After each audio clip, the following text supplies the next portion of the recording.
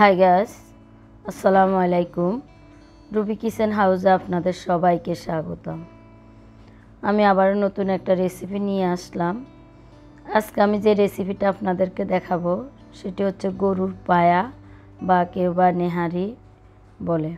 তো আমি রান্নার প্রথমে আপনাদেরকে আমি যেটা দেখাচ্ছি সেটা হচ্ছে আমি একটা ফুফুর বাসায় গিয়েছিলাম।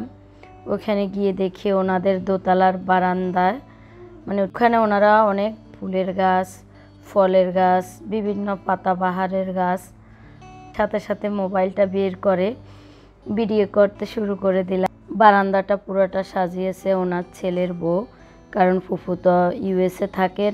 তো এই বাড়িটা ওনার ছেলে আর ছেলের বউয়ে সুন্দর করে সাজিয়েছে। যাদের অনেক বেশি ফুল গাছ লাগানোর ইচ্ছে তারা এরকম একটা রান্নাঘরের সাথে বারান্দা সাজিয়ে ওখানে সুন্দর সুন্দর ফুলের গাছ, ফলের গাছ লাগাতে পারবেন।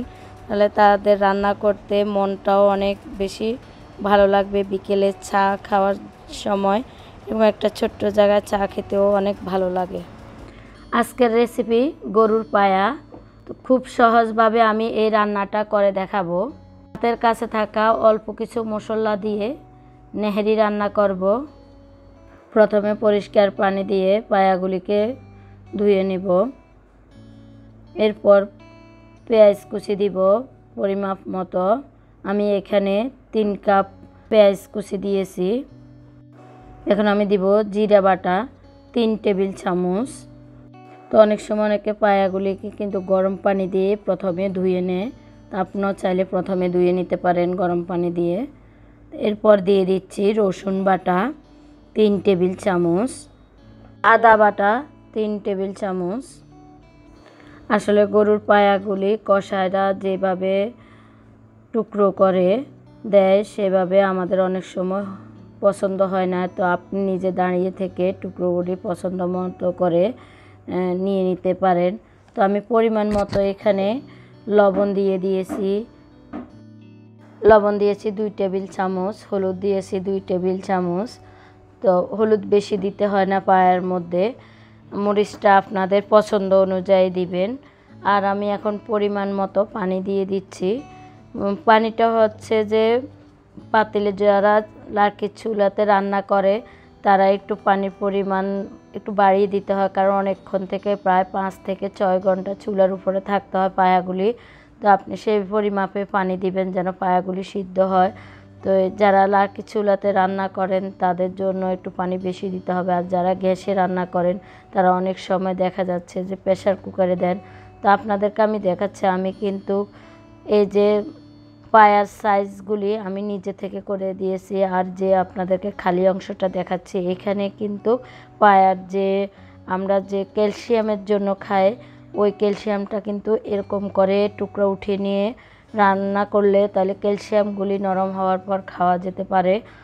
তো আমরা মূলত আসলে পায়াগুলি বেশি খাওয়া হচ্ছে যে ক্যালসিয়ামের জন্য।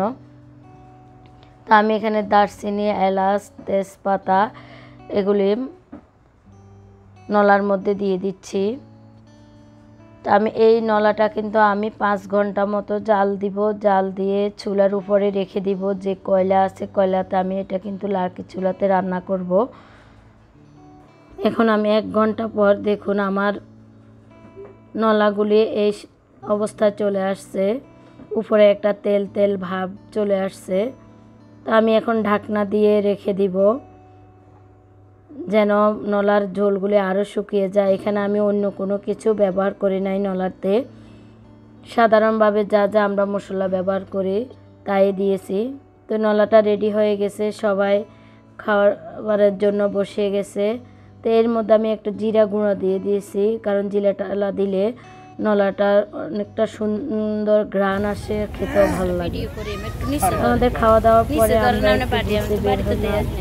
আমরা একটা মামার মুড়ি বানানো খাবে আমার মেয়ে।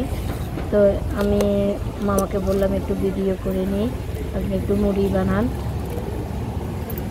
আমার চ্যানেলটা যদি আপনাদের কাছে ভালো লেগে থাকে অবশ্যই সাবস্ক্রাইব করবেন। রান্নাটা কেমন হয়েছে কমেন্ট করে জানাবেন, বন্ধুদেরকে শেয়ার করবেন। আল্লাহ হাফেজ।